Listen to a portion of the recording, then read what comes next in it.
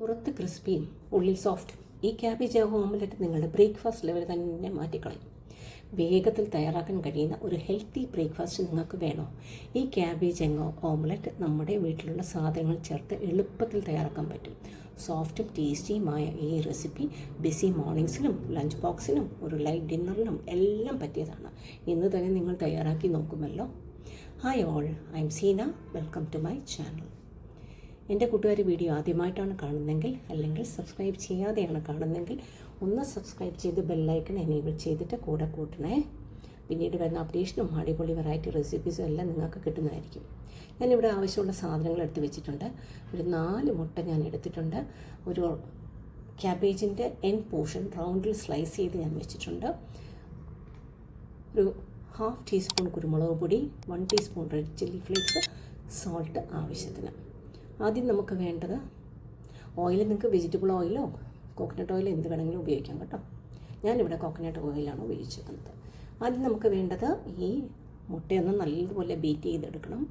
Lumps ഒന്നും കാണാൻ പാടില്ല. ഇതിൻ്റെ കൂടെ കുറച്ച് സോൾട്ട് ഒന്ന് ആഡ് ചെയ്ത് നല്ലപോലെ വീണ്ടും ഒന്ന് ബീറ്റ് ചെയ്യുക. ക്യാബേജിൻ്റെ ആ ക്രഞ്ചിനെസ്സും മുട്ടയുടെ സോഫ്റ്റ്നെസ്സും ചേർന്നാൽ ലഭിക്കുന്ന ഒരു രുചിയുണ്ടല്ലോ, അത് വേറെ ലെവൽ തന്നെയാണ്. കഴിച്ച് നോക്കിയപ്പോഴാണ് എനിക്ക് മനസ്സിലായത്.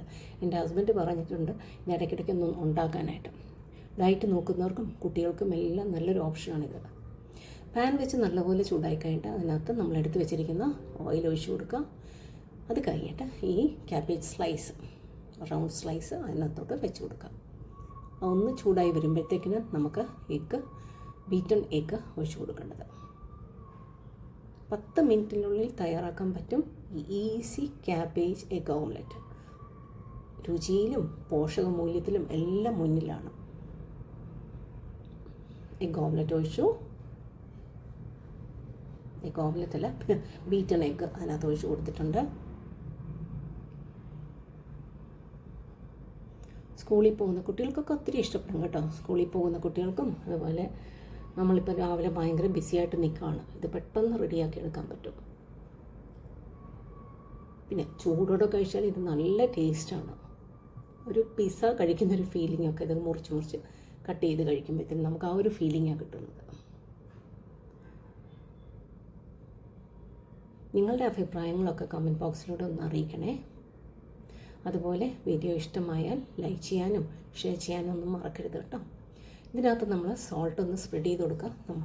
ഓർക്കണം, നമ്മൾ എഗ്ഗ് ബീറ്റ് ചെയ്തപ്പോൾ മാത്രമേ സോൾട്ട് ഇട്ടിട്ടുള്ളൂ.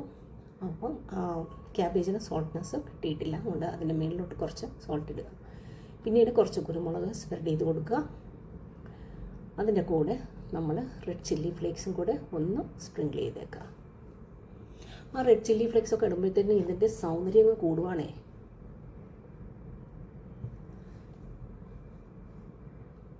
ഒന്ന് കുക്കാകാനായിട്ട് കുറച്ച് സമയം ഒന്ന് കൊടുക്കുക.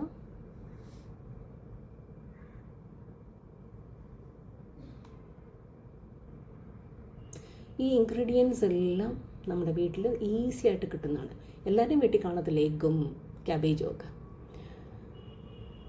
അതായത് അത്രയും വീട്ടിൽ എളുപ്പം കിട്ടുന്ന ക്യാബേജും മുട്ടയും കൊണ്ടൊക്കെ തയ്യാറാക്കാൻ പറ്റുന്ന ഒരു വളരെ ഹെൽത്തി ആയിട്ടുള്ള ബ്രേക്ക്ഫാസ്റ്റ്. വളരെ കുറച്ച് സമയം മതി, ഒരു 10 മിനിറ്റ്, 5 തൊട്ട് 10 മിനിറ്റ് വേണ്ട. ഇത് തയ്യാറാക്കി എടുക്കാൻ പറ്റും. ബ്രേക്ക്ഫാസ്റ്റിനൊക്കെ നമുക്ക് പെട്ടെന്ന് സുഖമായിട്ട് പെട്ടെന്ന് ഉണ്ടാക്കിയെടുക്കാൻ പറ്റും.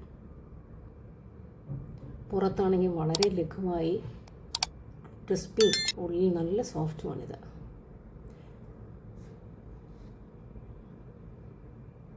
ഇനി ഒന്ന് കുക്കായി വരട്ടെ.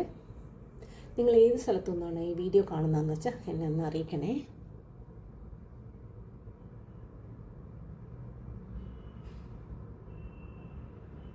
എൻ്റെ അടുത്ത റെസിപ്പി ഒരു തീയലാണ്. ഞാൻ പ്ലാൻ ചെയ്യുന്നത് ഒരു പൊട്ടറ്റോ തീയൽ. നല്ല സൂപ്പർ ടേസ്റ്റി. ഒന്ന് അടച്ച് വെക്കുക. കഴിഞ്ഞിട്ട് ആ ഒരു ചൂടിൽ അതൊന്ന് വെന്ത് വരട്ടെ. ക്യാബേജ് നമുക്ക് വേണമല്ലോ. എഗ്ഗ് പിന്നെ പെട്ടെന്ന് കുക്കായി കിട്ടും. നിങ്ങളുടെ അഭിപ്രായങ്ങളൊക്കെ കമൻറ്റ് ബോക്സിലൂടെ ഒന്ന് അറിയിക്കണേ. വീഡിയോ ഇഷ്ടമായാൽ ലൈക്ക് ചെയ്യാനും ഷെയർ ചെയ്യാനും ഒന്നും മറക്കരുത് കേട്ടോ. ഇത് ഒന്ന് തിരിച്ചിടുന്നത് ഇച്ചിരി റിസ്കി ആയിട്ടുള്ള ജോലിയാണ്. സംഭവം ഐ മാനേജ്ഡ് ഇറ്റ്.